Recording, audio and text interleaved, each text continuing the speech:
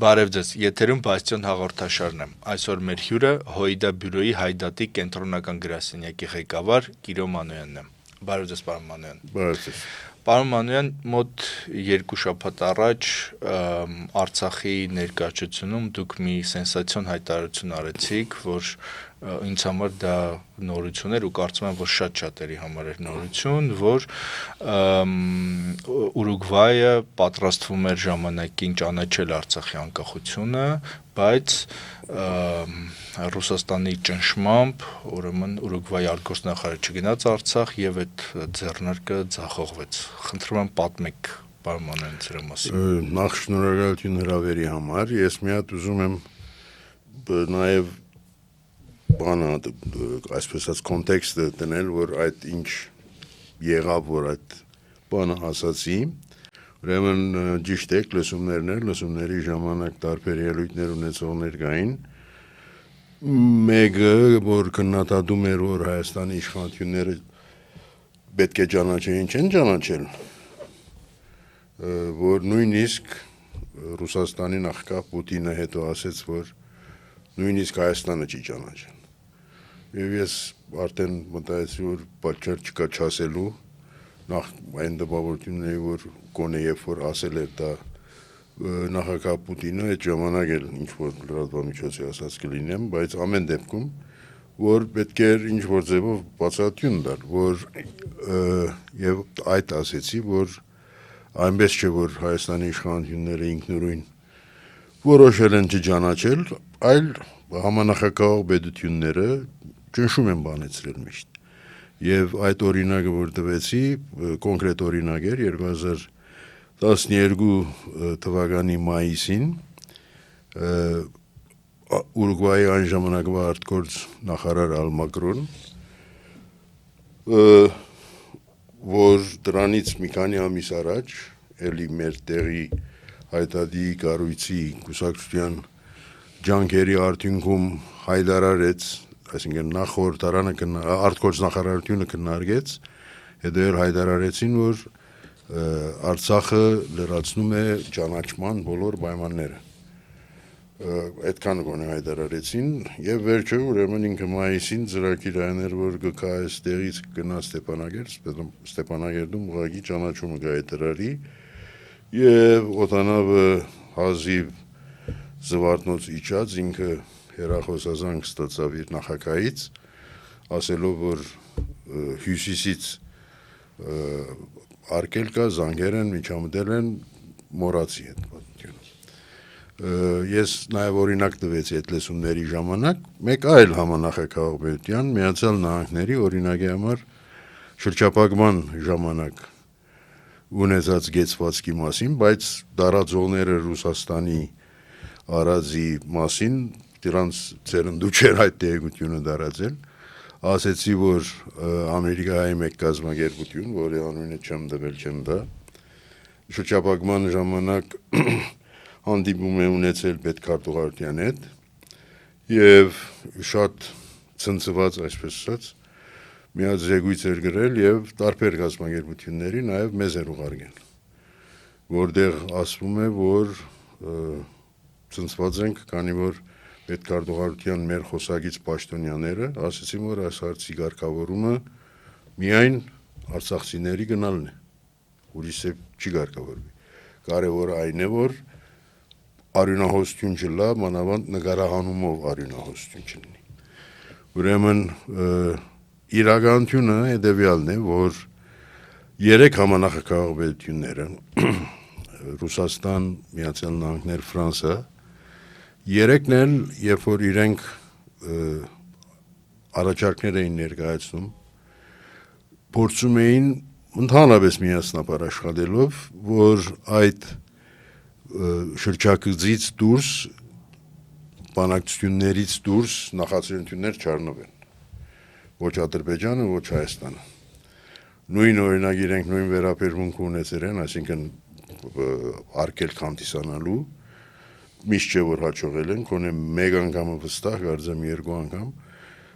Ադրբեջանը կարողացել է ՄԱԳ-ի գլխավոր ասամբլեա տանել հարց, մեկ անգամը գոնե բանացև որտեգրել ինչ որ ճիշտ, այսինքն ամբողջ հարցի էության մասին չէ, բայց ինչ որ ցևով կանդրադառնա հարցի էության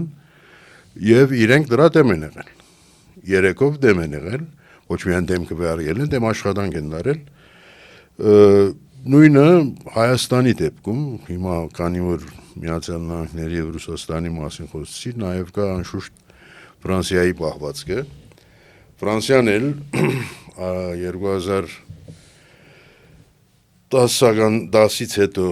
երբ որ արդեն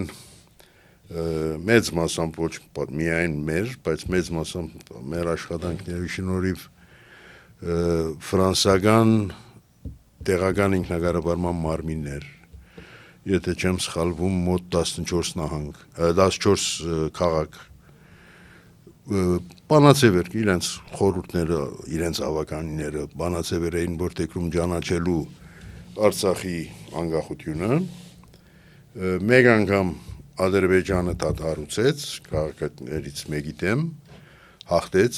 այն հիմնավորումով, որ սա արտաքին քաղաքական հարց է, քաղաքը իրավունք ունի այդպիսի հարց քննարկելու, դրանից հետո Ֆրանսիայի իշխանությունները իրենք այդ դադերը սկսեցին հարուցել, այսինքն այսպես ասած համապետական իշխանությունը տեղական ինքնագարավարման մարմնի դեմ դատ եւ մի քանի դադել այդպես իրենք շահեցին խոչընդոտելու ճանաչում դասեք քաղաքը ինչ է որ քաղաքի ճանաչումը ինչ լինի, բայց դա է մենք ցեղասպանության ճանաչման բանաձևն էլ այդպես են գնացել, այսինքն հնարավորինս որտեղ հնարավոր է անել, վերջը ինչպես որ Միացյալ Նահանգներում եղավ որ 48 նահանգ, 49 նահանգ, 50 նահանգ ճանաչել է, բայց նախագահը դեռ չի ճանաչում կամ մերժում է ճանաչել։ Ամեն դեպքում երեքն էլ այդ նույն բահվածք ունեցել են։ Հարց այն էր, որ կարծեմ Մակրոնը մի անգամ ասել է վստահ չեմ, բայց Պուտինը օրինակի համար ինչ որ ձևով իր ասածով մեղադրեց Հայաստանի իշխանություններին, որ չեն ճանաչել, բայց փաստային է, որ իրենք, այսինքն համանախագահողները ներառյալ Ռուսաստանը, իրենք են, որ նաև թույլ չեն տվել խոչընդոտել են։ Պիտի ասել, որ մենք ճանաչման միշտ կողմ եղել ենք, երբ որ արդեն Արցախի հանրապետություն հռչակելու հարցը վճռվեց։ Ինչու դրանից հետո ճանաչել, որովհետև մինչ այդ միացում էր։ Եվ այդ միացումը որ թվականի մասն խոսքը պայմանը։ 89-ի դեկտեմբեր 1-ի միացման որոշումը կա։ Վերջը որ արդեն խորհրդային միությունը բլուզվելու էր, Հայաստանի իշխանությունները ունեցել են ըստ երևույթի մտահոգություն, որ եթե մենք այդ որոշումով, այսինքն միացված գնանք անկախություն հռչակենք եւ միջազգային ճանաչում փորձենք ձեռք բերել, կարող է խնդիրների հանդիպենք, ինչպես Ադրբեջանը 1919-20 թվականներին ազգերի լիգայում նման խնդիր ունեցավ, ազգերի լիգան Ադրբեջանն ասել որ սահմանային կամ տարածքային վեճ ունես, դրա համար էլ չեն կընդունում։ Եվ այս գաղափարությունվել է, որ անկախություն հռչակվի, մանավանդ որ օրենք կար, այսինքն 1991 ապրիլի խորհրդային միության այդ օրենքը կար, որով հնարավորություն էր տալիս ինքնավարություններին միութենական հանրապետություններից դուրս գալ, եթե միութենական հանրապետությունները որոշում են դուրս գալ, ուրեմն այսպես ասած իրավական հիմքն էլ գտնվեց։ Դրանից հետո հատկապես 93-94 թվականներին, երբ որ արդեն Հայաստանի Հանրապետության անկախությունը ճանաչվեց, Հայաստանի Հանրապետությունը ՄԱԿ-ի անդամ դարձավ, մենք հավաքներ արել ենք, ցույցեր արել ենք, ստե բանջելով որ ճանաչենք անկախությունը, որովհետև բանացևումը հետևյալն էր, որ նպատակը միացումն է, այսինքն արցախցիների բանացևում, նպատակը միացումն է, միացման հասնելու ճանապարհը անկախության ճանաչումն է, որովհետև երկու անկախ իրար ճանաչող պետություններ միասին կմիավորվեն ինչ ուզենան անեն։ Ուրեմն մենք այդ հարցն ենք նաև այդ ժամանակ բարձրացրել, վերջ եղել են բահեր, երբ որ անկախության ճանաչման հարցը բարձրացվել է ավելի շատ իշխանություններին վարկաբեկելու, քան թե հասնելու այդ նպատակին, մենք ցերմբա եղել են դեպքեր, որ մենք ցերմբա եղել ենք, որովհետև երբ որ Հայաստանի ազգային ժողովը մերժի ճանաչել, դու արդեն դրսում չես կարող գնալ մեկին ասել, որ դու ճանաչի։ Ինչպես որ եղել է, եթե չեմ սխալվում, Ռաֆի Հովհաննիսյանը, Հայաստանի Հանրապետության առաջին արտգործնախարարը, այսպիսի բան ունի դեպքի մասին պատմել է, որ Կուբայի նախագահային հետ դեսպանի հետ հանդիպում կամ արտգործնախարարի հետ հանդիպում կարծեմ Նյու Յորքում, վստահ չեմ, ասի մագի շրջանակներում համոզելու, որ ճանաչի,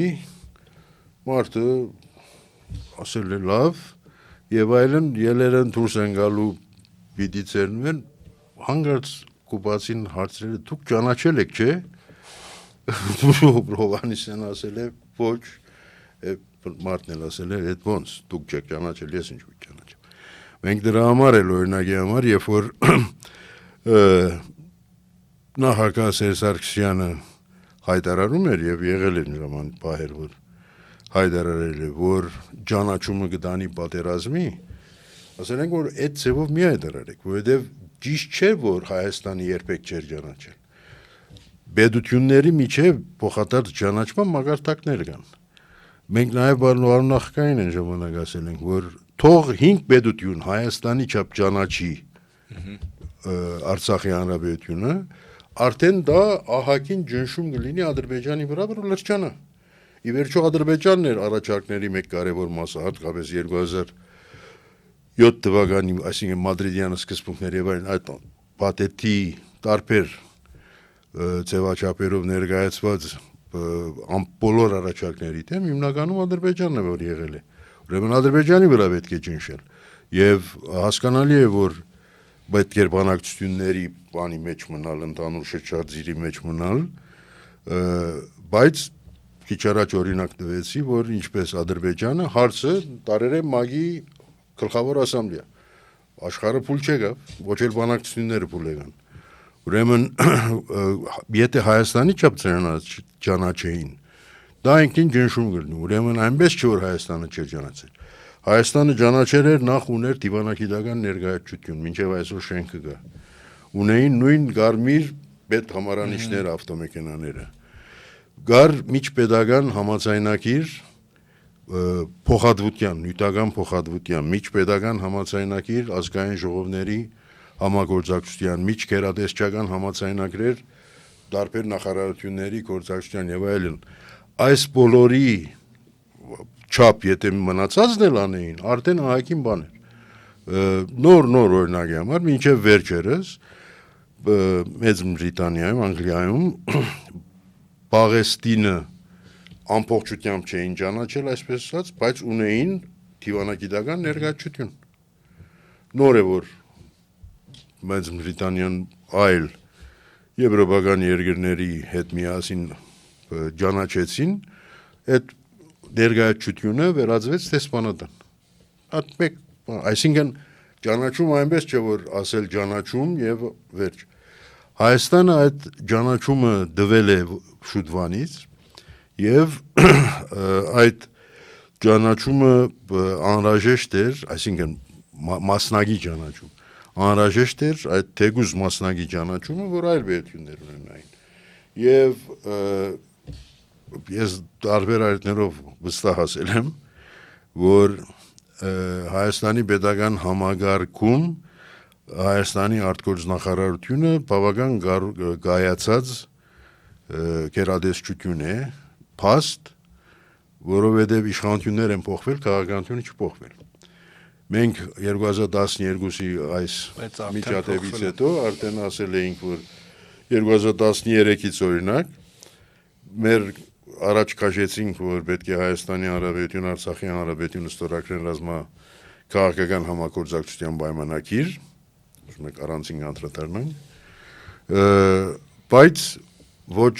այն ժամանակվա իշխանությունները համաձայնվեցին, չնայած Կարորիայի պատերազմի ժամանակ 2016-ի երրորդ օրն էր կարծեմ նախագահ Սերժ Սարգսյանը հանձնարարեց արտգործնախարարության, որ նման նախագիծ պատրաստեն, եկան այս իշխանությունները, մենք առաջին օրվանից, որ Նիկոլ Փաշինյանի հետ հանդիպել ենք, այդ հարց դրել ենք, որ նման պայմանագիրը ստորագրվի, եւ վերջում ամեն դեպքում չեղավ, դա հիմնականում այն մոդեցումներ, որ արտգործնախարարությունում կար, այսպես ասած, որ բանակցություններին չխանգարենք, բայց ժամանակը ցույց տվեց, որ բաներ կան, որ պետք է անես,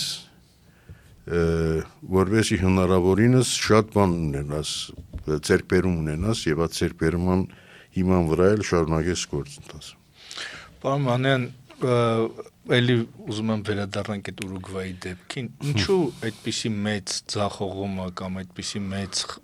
հարցը, որ մեզ համար կարող էր այդպես բարենպաստ լինել եւ այլն, դրա ձախողումը պարտակվեց, ոնց է հնարավոր այդպիսի մեծ բանը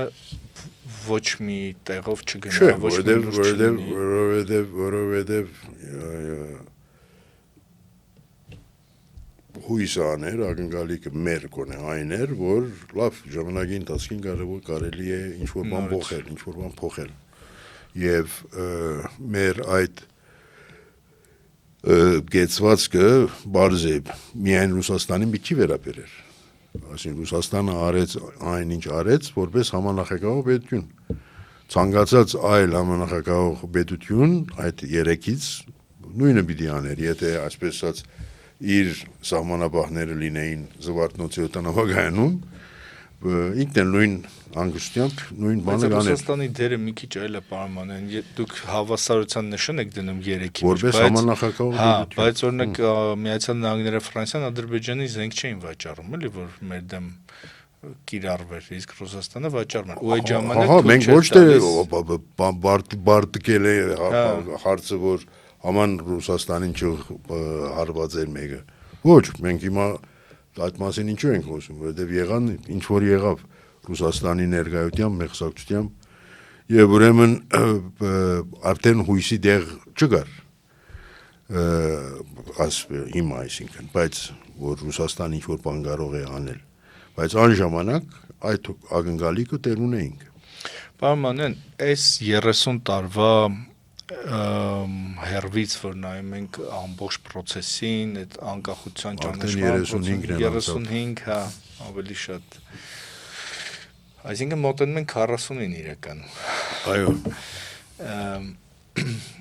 Կարող ենք ասել, որ այդ անկախության ճանապարհը ի սկզբանե սխալ ճանապարհ էր, որ աշխարհը չհասկացավ դա։ Չէ, աշխարհի հասկանալու ուրիշին չմեղադրենք, մեր անելիքներ, որ լավ այդ պայմաններում հասկանալով Հայաստանի Հանրապետության օրվա իշխանությունների մտահոգությունը, որ այնպես էլ չէ որ լրիվ անհիմներ, չէր բացառվում որ դա լիներ, այսինքն խոչընդոտ լիներ, բայց հետո երբ որ արդեն մագի անդամ ես, դարձար մագի անդամ վաղը դուրս պիտի տնենք ես, հետո ասեցի ճանաչման մակարդակներ կան, եւ ուրեմն այդ բահը կարծում եմ մենք սխալ ենք արել, որ բաց ենք թողել։ Հիմա անշուշտ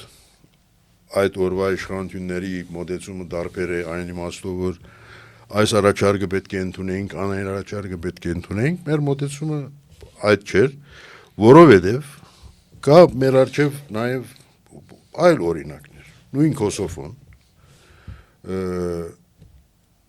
աշխարհի կեսը ճանաչել է, մյուս կեսը չի ճանաչել։ Նույն դաշինքի անդամ, ՆԱՏՕ-ի անդամ, տարբեր պետություններ, մեկ մասը ճանաչել է, մեկ մասը չի ճանաչել։ Այնպես չէ որ արևելք, արևմուտքի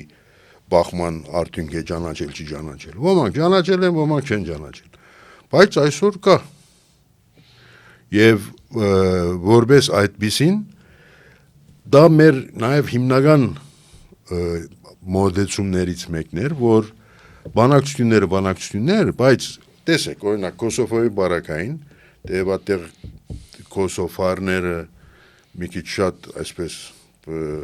իրենց բացառիկ են հայտարարել, որ մեր դեպքը չի կարելի նախընթաց համարել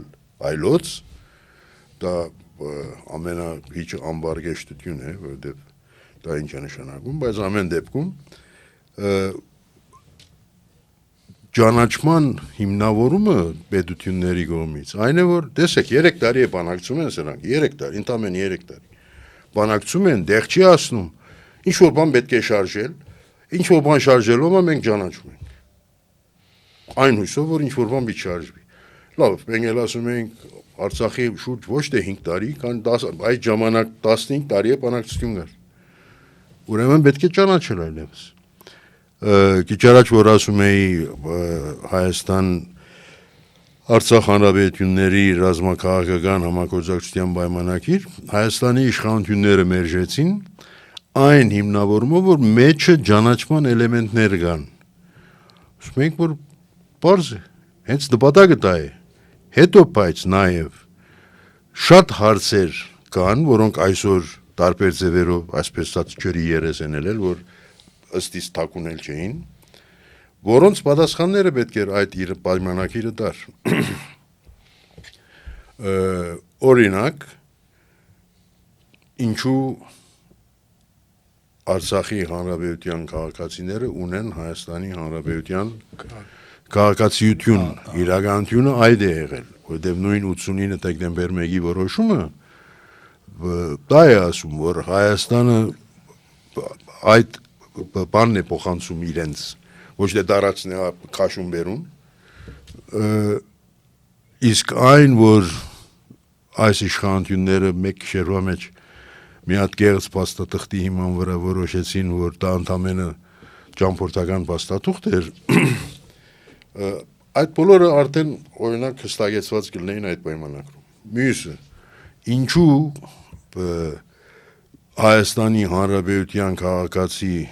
զինագոչիկը ծառայում է Արցախում ինչու Հայաստանի Արցախի հանրապետության ավտոմեքենաների պետհամարանիշները նույն հայկականն են ինչու այնտեղ օգտագործում են Հայաստանի հանրապետության դրամ եւ միլիոն նման հարցերի պատասխաններ կլինեին այդտեղ եւ մարդիկ այլևս դենց անորոշության մեջ չէին մնա որ զինված ուժերը հայկական են, այսինքն հայաստանյան են, թե արցախյան են, այս հարցերը բոլորը հստակ ավելի կլինեին, բայց նա նաև կլիներ ջնշում, մեկ կողմից ջնշում, մյուս կողմից խթան այլոց, այլ պետությունների, ովքեր մասնավոր սպառնալիք չէին կարող ստանալ Ադրբեջանից, որովհետև չունեն մասնավոր հարաբերություն, եւ ուրեմն Ադրբեջանը լծակ չունի իրենց վրա եւ կարող է սկզբունքային մոտեցումով նույնիսկ մարդիկ կարող են ասել քաղաքականության մեջ չկա սկզբունք չկա այնպես չէ որ ամեն ինչ բորնագություն է ուրեմն բաց սկզբունքային մոտեցումով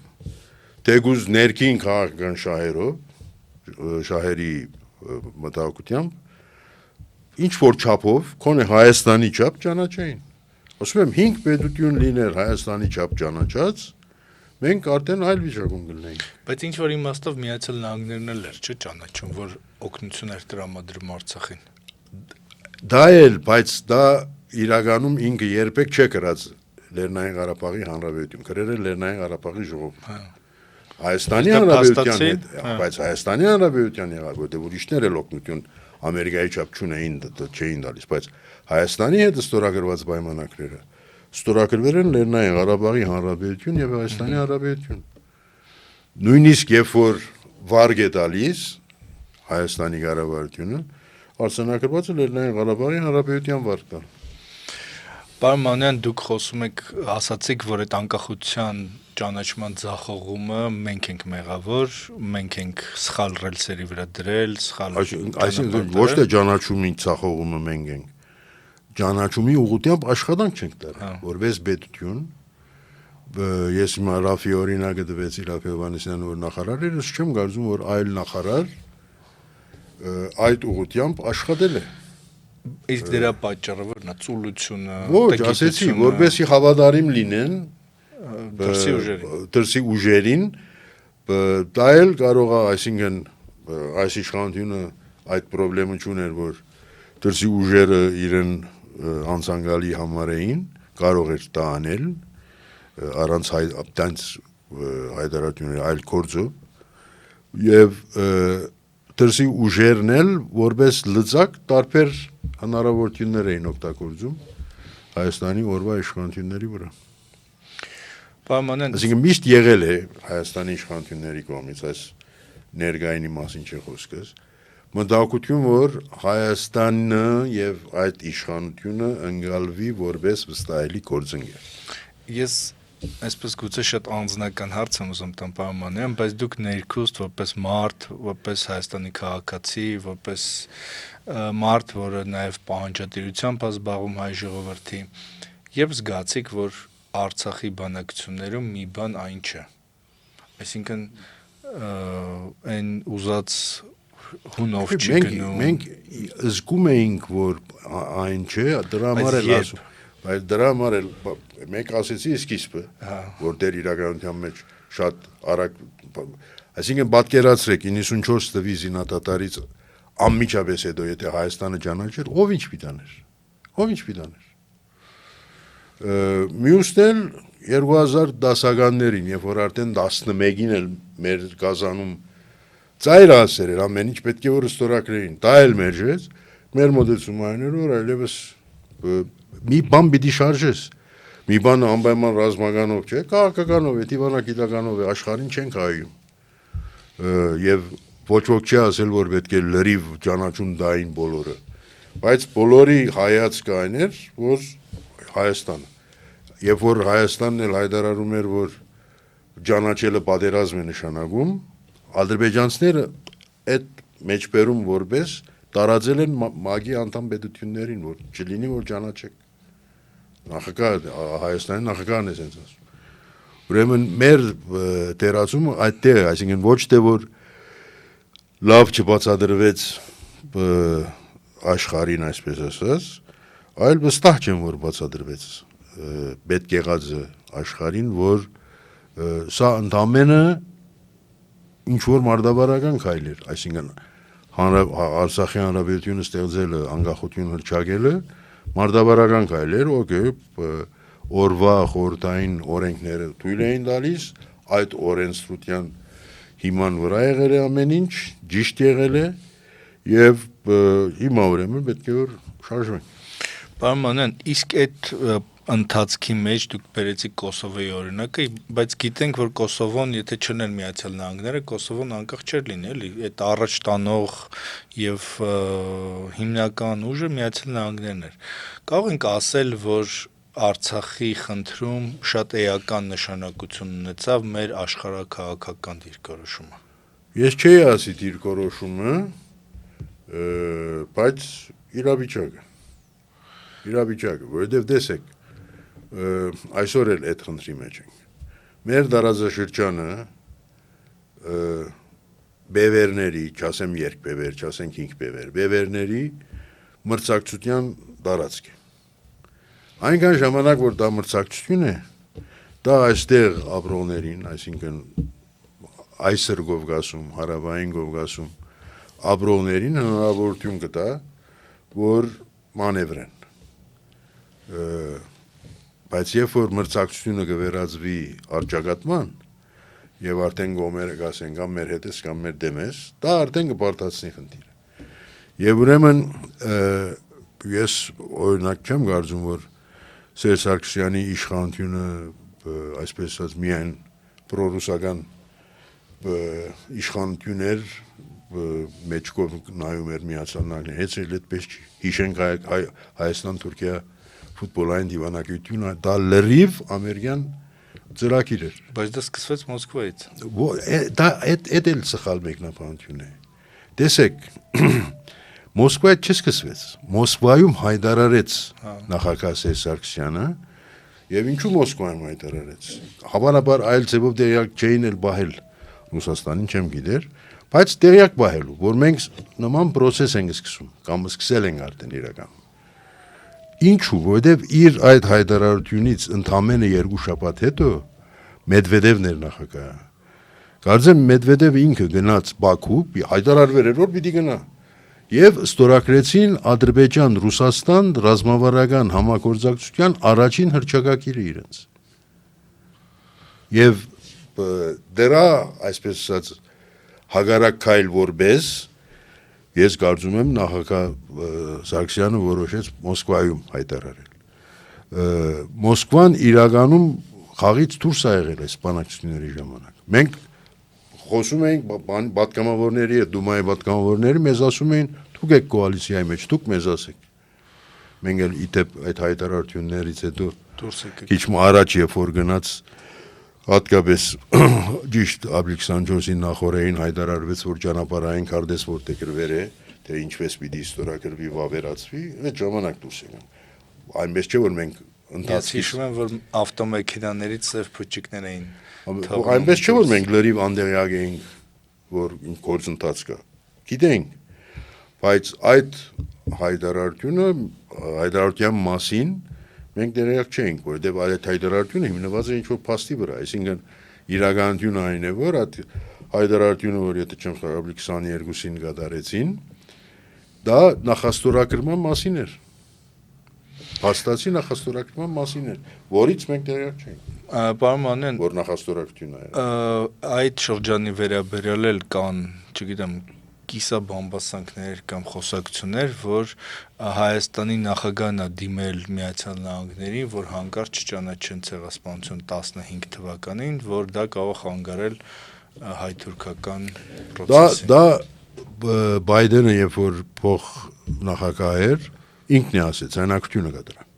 Այսինքն ինչ որ ոտքի վրա, ինչ որ հանդիման ժամանակ ցանկությունը կա դրան, դա որքան ճիշտ է, ճիշտ չէ, չեմ գիտեր։ Հետո տեսեք ով ինչ ասեր է, ինչպես մենք ասացված կունենք, չէ, Բերնեբերան գլինի կերն։ Ուրեմն հայտնի չէ հիմա, ես չեմ կարծում ասած լինի օրվա Հայաստանի օրվա նախագահը, որ մի ճանաչեք, բայց կարող է շեշտած լինի, որ մեր համար Թուրքիայի հետ հարաբերություններ հաստատելը խիստ կարևոր է, առաջնահերթ է, օրինակ։ Կարող է, ես չեմ կարծում, որ այդպիսի բան ասած կլինի, բայց իրականում եւ Թուրքիան այդ արիտը փախցրեց եւ Միացյալ Նահանգները փախցրեցին, որտեղ Միացյալ Նահանգներն է շահ ունեին այդ բոլորի մեջ, իմ կասեմ, որովհետեւ այդ նույն իշխանությունը ֆուտբոլային դիվանագիտության ցախողումից հետո շատ ավելի, այսպես ասած, կոշտ կեցված որտեղից Թուրքիայի նկատմամբ, քան անցյալի որևէ իշխանություն։ Ես հիշում եմ, որ նույնիսկ Թուրքիայից լրագրողներ արտգործնախարարություն չէին ընդունվում։ Ուրեմն, այսինքն այն չէր, որ լրիվ ինքն իրեն, այսպես ասած, համոզվածի բանի մեջ դրած էր օրվա իշխանությունը, որ հա փրկություն Թուրքիայից եւ այլն, ինչպես սրանք հիմա են ասում, այլ ինչ որ մոդեցում ուներ, իրականության մեջ իրականություն նախագահ որ եկել է, փորձել է Թուրքիայի հետ հարաբերություններ հաստատել։ Թուրքիան է որ մերժել է իրականում, Հայաստանը չէ որ հարաբերությունները ընդհատել է կամ մերժել է հարաբերություն հաստատել, կամ ասել է չէ, սահմանը փակ է։ Այդպիսի բաներ էլ կային, օրինակի համար ես հիշում եմ ամերիկյան IRA եկա միջազգային հանրապետական ինստիտուտ, որ պետական ֆինանսավորման, բայց հանրապետական Ամերիկայի հանրապետական գուսակցության ազդեցության տակ է, նրանք հաջող մինչև վերջերս անում են երբեմն բարբերաբար հրատարակում են, սոցհարցումներ են անցկացնում։ Եվ եթե չեմ սխալիր, նույն այդ բանի ժամանակներն էր, Հայաստան-Թուրքիա ֆուտբոլային դիվանագիտության ժամանակներն էր, սրանք մի հատ այդպիսի հարցում էին անցկացրել եւ մեջը խեղաթյուրված հարց էին դրել։ Ինչու խեղաթյուրված։ Մեջը հարցնում էին, որ համաձայն եք,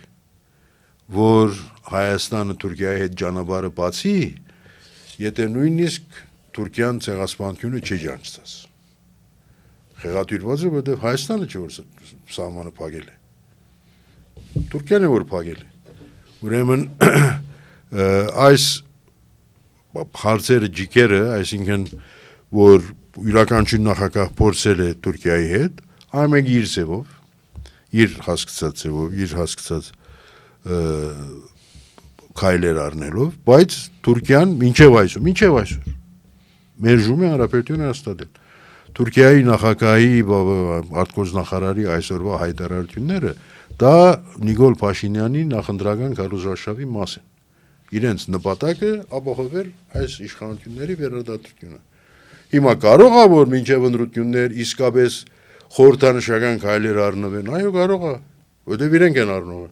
Բայց այդ նաև նույնքան հստակ է, որ կարող է եւ ուզած օրերին այդ քայլերի հետ ինչն է խորհրդանշական քայլը։ Խորհրդանշական քայլը այդ այսպես կոչված երրորդ պետությունների քաղաքացիների համար եւ դիվանագիտական երկու կողմերի դիվանագիտական անցակների համար այսպես ասած սահմանը բացել։ Սա հարց է եւ ուրեմն քիչ առաջ որ ասում են ամերիկացիները իրենց շահ ունեն, տեսեք այդ նույն որ ասում էիք Մոսկվայում այդպես չէ։ Այսինքն այլ փաստ։ Այդ մասին Մոսկվայում նախկա Սերսակսյանը հայտարարեց 2008-ի հունիսին։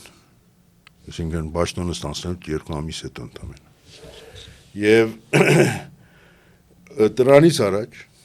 Եվ դրանից հետո, այսինքն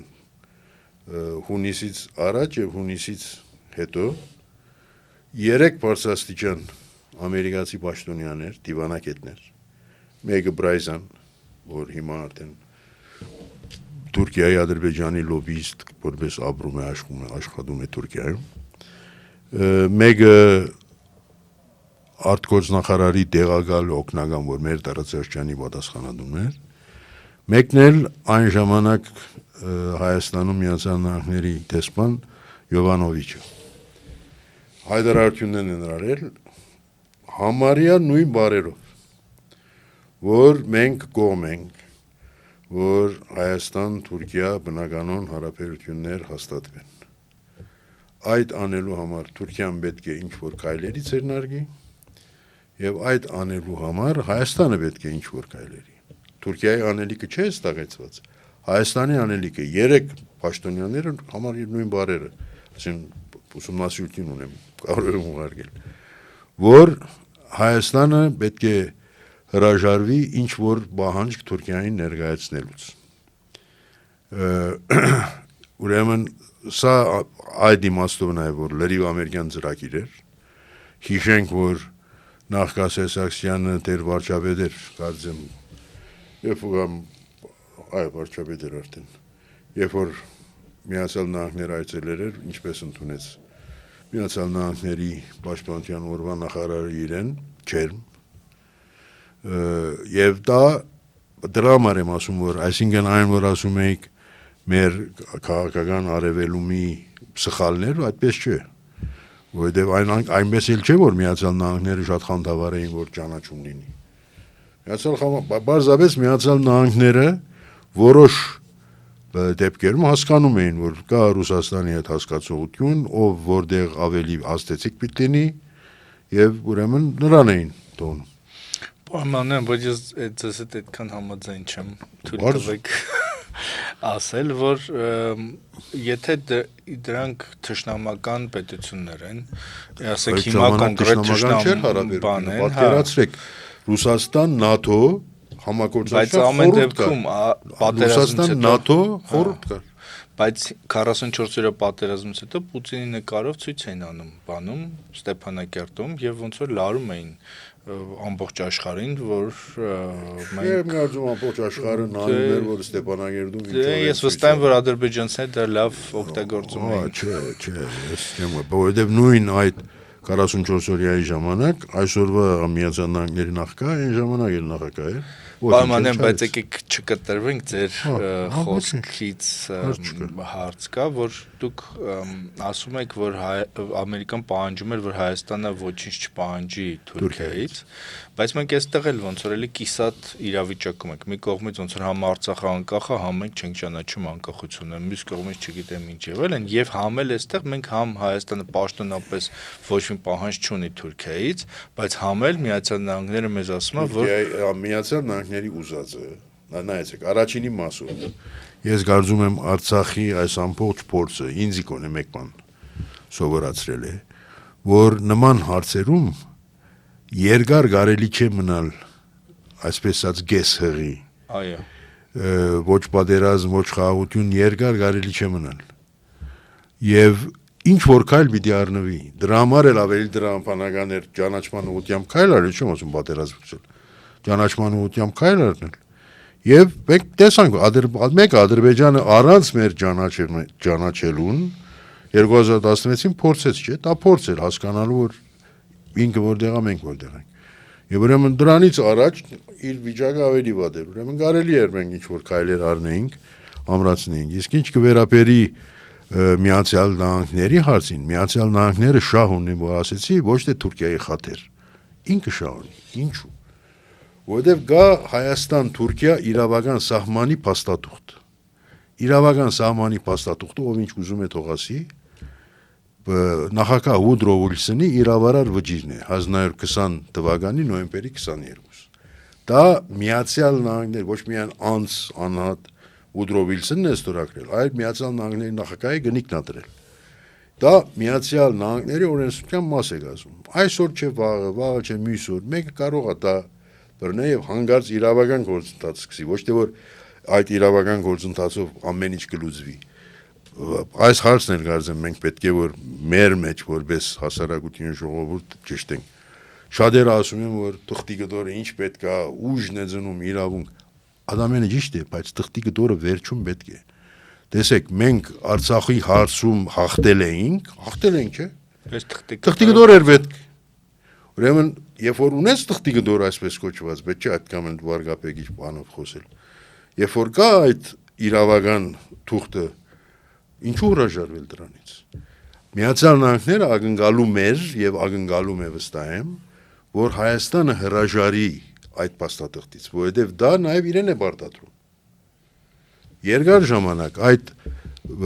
իրավարար վճռից հետո տարիներ մինչեւ 27 թվական Միացյալ Նահանգները օրինակի համար Թուրքիայի հետ պայմանագիր չի ստորագրել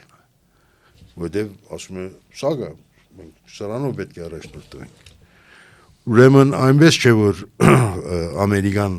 դրա մեջ շահ չուներ որ Հայաստանը հրաժարվի Հայաստանը ճիշտ է պահանջ չի ներկայացրել բայց ներողություն Բայց Սևրից մենք ոնց հրաժարվենք իրենք պիտի հրաժարվեն Սևրից չէ որ պիտի հրաժարվես երբ որ ետնա դեսեք այդ փաստաթուղթ իրավական իրենք չեն թնել իրենք ընկել են Համաձայն բայց իրենք չեն կարող հրաժարվել Փիք պետք է դան բայց իրենց համար դա վտանգ կարող է լինի Թուրքիայի հետ հարաբերություններում եթե դրա իրավադերը որովհետև դրա իրավադերը ոչ թե արևմտահայերն են Արևմտահայաստանի այսպես կոչված այլ Հայաստանի հարաբերությունն է Հայաստանի հանրապետություն Թուրքիա սահմանի մասին է դա ուրեմն եթե Հայաստանը ասի որ վերջ ուրեմն վերջ տեսեք նույն Հայաստան-Թուրքիա արձանագրությունների հետ կապված 2010 թվականի հունվարի օրը չեմ հիշում մեր սահմանադրական դատարանի որոշումը որ բավական գասեի վերաբախումներից հետո ասում է որ համապատասխանում է մեր սահմանադրության այդ հաստատումների մեջ ասում է փաստացի սահման չի ասում իրավական սահման որտեղ իրավական սահմանը ուրիշ բան է շատ բանի պետք չկա որ իրավական սահման իրականում չէ ոչ Կարսի պայմանագիրը, ոչ Մոսկվայի պայմանագիրը, դրա համար էլ կամ հակառակը ոչ Մոսկվայի պայմանագիրը, ոչ Կարսի պայմանագիրը, դրա համար էլ այդ մտահոգությունը կա եւ իրենք ուզում են որ այդ իրավադերը հրաժարի, իրավադերը եթե հրաժարվեց, վերջ այլևս օրինական փաստաթուղթը մենակով biçi ոդարնի կայլի Եվ ասում եմ այսօր չէ հրաժարվենք ազգային ժողովը որոշում կայացնի Չեմ դե հիմա կստորագրե վերջնալ եթե վավերացնի ազգային ժողովը պահանջ չունենք Այսօրվա սահմանները ճանաչում ենք գա չէ բան գա վկայություն գա որ օրինակ նույն 93-ի մինչև Քյալփաչարի ազատագրումը պատրաստվել էր Հայաստան-Թուրքիա պայմանագիր միակ կետը որի շուրջ դեռ համաձայնություն չկար Գարսի պայմանագիրը որպես հիմք ընդունել Այսինքն Հայաստանը դեմ էր դրա Չեմ գիտեր ինչ էր, բայց մանրամասները չունեմ, բայց միակ հարցը խոչընդոտը որ վերջնականացնեին քալպաճարից առաջ դա է Պայմանեն, բայց այս անտրամաբանական բաների պարադոքսների շարքից էլի հնարավոր է պարադոքսերից մեկ ամենամեծը ներողություն Արցախի հանրապետություն կա Արցախի հանրապետության քաղաքացիություն կա եղեր բայց Արցախի հանրապետության քաղաքացիական որևէ փաստաթուղթ չկա որևէ Այդ պարադոքսներից մեկը իմ կարծիքով ձեր ասած Մոսկվա եւ Կարսի պայմանագրերն են, որ առանց դրանք օկուպացիոն, առանց ճանաչելու, որ ասենք բոլշևիկյան իշխանությունը օկուպացրել է Հայաստանը, ուզել Արցախ կամ ուզել, չգիտեմ, այլ պահանջներ, իմ կարծիքով էլի պարադոքսալ է, որովհետեւ եթե դա օկուպացված չի, ապա ո՞նց եք դուք 70 տարի ճանաչել եք, ապրել եք, ստեղծագործել եք։ Չէ, տեսեք հագաօրինական ուժը կորցրած եւ այլն հայտարարելը ինքնանպատակ չի կարող լինել պետք է որ ինչ որ բարունագի մեջ կատարվի դա եւ բայց դա հայացքից չի գալիս պայմանան ոչ օրինակ ասենք մենք համարում ենք որ այսինքն մենք տեսեք մոդեցումը հետեւյալն է որ ասում եմ երեք նախագահների մոդեցումն էլ բանակցությունների ժամանակ արտաքին բանակցությունների ոչ թե Արցախի հարցով միայն որևէ բանակցություն եղել է որ բաներից մեկը նպատակներից մեկը ինչ գիտեմ այս հարցը լուծելն է ինչ որեն է հարցը երկրորդ հարցը որ Հայաստանը ընկալվի որպես վստահելի գործընկեր դրա համար այդ ժամանակ կողմերին բացատրելու հարց կլներ որ եթե սրանից էլ հրաժարվես որովհետև Կարելի չէ այսպես ասած հայտարարես որ Կարսից հրաժարվում եմ եւ բանջք չունեմ Թուրքիայից բայց ներկա վիճակով այդ ծեր ասած պարադոքսալ վիճակով Թուրքիան մինչեւ 3 այս իշխանությունները մեկում դեր անհանգիստ է որ Հայաստանը իրենից պահանջ ունի մինչեւ 2008-2009 ամերիկան կարծում էր որ Հայաստանը Թուրքիայից պահանջ ունի հակառակ որ Հայաստանը չի ներկայացրել բայց որովհետև ինչ էր իրականում մենք հիմա որ ասում ենք իրավական սահմանը որն է դա է իրավականը բայց նույն Թուրքիան ՆԱՏՕ-ի անդամ մեկ այլ երկրի հետ սահմանային վեճ ունի եւ սահմանային վեճը իրավական տեսանկյունից կարեւոր չէ 100 քառակուսի կիլոմետրի մասին է թե 100,000 նույն Միացյալ Նահանգները եւ Կանադան նույն Մեծ Բրիտանիան եւ Իսպանիան, սրանք բոլորը ՆԱՏՕ-ի անդամ են։ Սահմանային վեճեր ունեն, սահմանային վեճ ունենալ աշխարհի վերջ չէ։ 70 քանի սահմանային վեճ կա, այդ ժամանակները ուսումնասիրել էին կետեր։ Ուրեմն հարցը այն է, որ այդ սահմանային վեճը սարած է, չէ՞ տակ է այսպես ասած։ Մեր համար, հայության համար, մենք էլ մեր գուսակցությունը Սարած է այնքանով, որ մենք երբեք չենք ասել, որ վաղը Հայաստանը պետք է Թուրքիայից հող պահանջի։ Բայց երբ որ Թուրքիան ասում էր եւ ասի, որ պիտի հրաժարվեք ձեր իրավունքից, այդ ժամանակ հարցը։ Մենք չենք ասում, որ վաղը պետք է Թուրքիայից Հայաստանը հող պահանջի, դա չենք ասում։ Բայց երբ որ Թուրքիան ասում է, որ դուք պիտի հրաժարվեք ձեր իրավունքներից, դա արդեն հարց է, որովհետեւ երբ որ մենք ասում ենք առանց նախապայմանի, Պարմանեն, իսկ հնարավոր է լինի հայկական պահանջատիրություն, եթե Հայաստանի Հանրապետությունը դեմ է դրան։ Բայց դեմ լինելն էլ տեսակ է, այսինքն ինչ տեսակ դեմ է։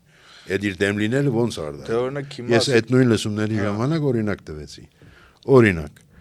Լևոն Տեր-Պետրոսյանի նախագահության ժամանակ Հայաստանի Հանրապետությունը համաձայն չէր, որ ինքը հետապնդի հայոց ցեղասպանության միջազգային ճանաչում։ Բայց հայտարարում էր նույն նախագահը դա մեր խնդիրը չէ, այսինքն Հայաստանի Հանրապետության խնդիրը չէ, բայց դա Սփյուռքի խնդիրն է։ Այս իշխանությունները դա չեն անում։ Այս իշխանությունները ասում են, որ արցախցիների վերադարձի իրավունքի մասին խոսելը Հայաստանի անվտանգությանը սպառնալ կնշանակի։ Այսինքն ոչ Հայաստանը կխոսի, ոչ էլ ուրիշ որևէ մեկը պետք է խոսի, որովհետև Հայաստանի անվտանգությանը սպառնալիք է դա։ Ուրեմն անշուշտ կարևոր է, որովհետև հիմնական դերակատարը միջազգային հարաբերություններում պետությունն է։ Առանց պետության նպաստավոր դիրքորոշման այս հարցերը դժվար է առաջ տանել, անկարելի չէ, բայց դժվար է։ Իսկ հնարավոր համարում եք, որ ասենք հայդատի գրասենյակները դառնան այն վիճակին, երբ միջև ասենք 90 թվականն էին, այսինքն ոնց որ ՀԽՍՀ-ի եւ հայդատի հարաբերություններ։ Չէ, որովհետեւ ՀԽՍՀ-ն անկախ չէր, Սովետ միության մեջ էր, Սովետ միությունը երկու բևերներից մեկն էր, վերաբերմունքը ստայդում էր, այսօր այդպես չէ, այսօր եթե լինի, այսին մոտեցել ենք համարյան դեղ ենք, շատ ավելի ծանր է, որովհետև ասում եմ, որ կա Հայաստանի իշխանություն, կա պատերազմը դանուլ տված, վերընդրված իշխանություն, երբ որ փորձում ենք բացատրել, որ ու այլ խոստումներով ընդրվել են, այդ խոստումների 180 աստիճան հագարակն են անում, բայց քանի որ իրենց էլ ցերնդու է այս վիճակը, իրականում բոլորին ցերնդու է, Ռուսաստանից սկսած մինչև ցանկացածը ցերնդու է այն իմաստով, որ Ռուսաստանը օգտագործում է այս իշխանություններին իր չարած բարտավորությունները արտարացնելու, որ իսկ մեզ Թրիփը նկատի ունեք։ Ինչպես? Թրիփը նկատի ունեք։ Չէ, ընդհանրապես շատ բարտավորություններ ունի, որ չի արած Ռուսաստանը հատկապես, այո, մեր հանդեպ հատկապես իր Ուկրաինայի հետ պատերազմը սկսելուց հետո շատ բաներ կա, որ թերացել է եւ ամեն բարակայի նույն օրինակ Մակրոնը ասել է, դրան էլ կարծեմ ցանկությունը կա, որ ես Փաշինյանից ավելի հայասեր չեմ կարող լինել, ուրեմն առանց Հայաստանի պետության դրական դիրքորոշման այս հարցերը հետապնդելը դժվար է, բայց հարցերը հետապնդելը եւս նայած ինչ է հետապնդում, ասում եմ, եթե հետապնդած դանի որ վաղը Թուրքիան Հայաստանի հոբիտ է, նախ անիմաստ նպատակ է դա, բայց դու եթե այնպես ես անում, որ օրինակ վերադարձի իրավունքը, թեգուզ այսօր չկա միջազգային հարաբերությունների օրագարկի առաջին 100 գետերում, բայց դու փորձում ես, որ այդ բերես 100-ի մեջ մտցնես, դա իրականանալի նպատակ է։ Պարոն Մանուկյան, իսկ դա ինչ պայմանների դեպքում եք էլի հնարավոր համարում արցախցիների վերադարձը։ Այսինքն ինչ տարածաշրջանային, աշխարհաքաղաքական։ Չէ, ես կարծում եմ այն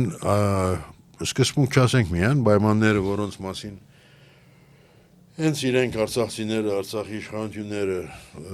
խոսել են, որ լինի հավաքական, լինի երաշխավորված, ինչ որ կարգավիճակ ունենալով, բայց կարողանան իրենց ինքնությունը պահպանել, մնացածը բանակցության հարց է։ Մեր խնդիրը նույն այդ բանակցությունների ժամանակ նաև սա էր։ Օրինակ, մենք ասում ենք, որ ինչի եք ասում, մենք պատրաստ ենք 5 տարածք տալ։ Չենք ասում մի դվեք կամ դվեք։ Բայց երբ հայտարարում ես դրա մասին, դիմացինը շահագրգռված չի լինի ինչ որ բանել ինքը զիջելու։ Արդեն 5-ը արավ։ Ինչ տվեց 5-ի դեմ։ Ոչինչ։ Մենք ասում ենք ամեն ինչ սեղանի շուրջ մնացած է։ Մեր նպատակները սրանք են, բայց փորձել այսպես ասած մանրամասնել, դա